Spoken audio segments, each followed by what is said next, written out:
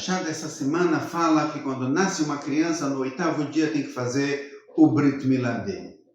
Pergunta o Maimônides, o que nós fazemos com uma criança que, Chas v'Shalom, Deus o livre, ela está doente e ela não pode fazer o Brit Milá com 8 dias?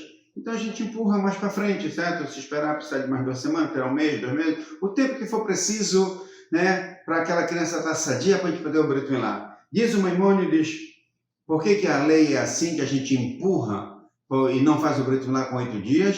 Ele fala, sakanat nefashot, quando tem perigo de vida empurra tudo. Todas as mitzvot da Torá são empurradas. Porque Brit Milá dá para fazer mais tarde, dá para fazer com mais tempo, mas não tem como devolver uma alma do povo de Israel. Ou seja, Chas v'Shalom, né, como se comprometer a vida da... Então não tem como devolver uma alma, não tem como devolver, então Brit Milá vai ficar para mais tarde. Os sábios fazem uma pergunta sobre esse Brit Milá que ficou para mais tarde. E esse tempo aí, entre o 8º dia e 3 semanas, 1 mês, 2 meses, 3 meses, que a criança não tinha Brit Milá, ela não tinha ainda circuncisão. Como é que é o status dele em relação a Deus?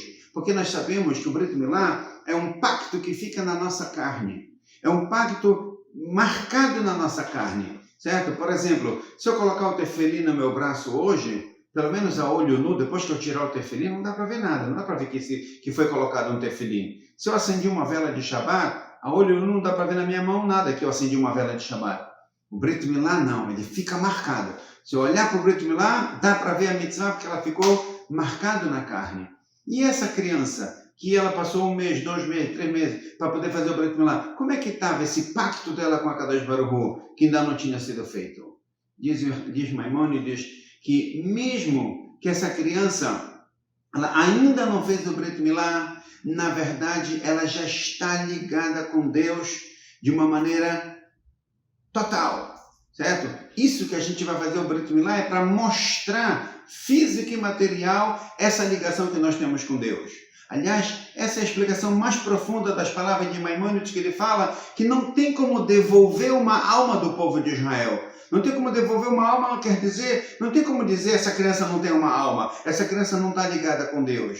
Não tem como devolver uma alma. A criança tem a alma, a criança ela já é um judeu, ela já está completa, certo? Apenas que a gente vai revelar essa ligação com Deus quando vai se fazer o Brit Milá, que vai ficar para o resto da vida só olhada para ver que ele fez um Brit Milá. Mas a conexão com Deus não tem como devolver uma alma.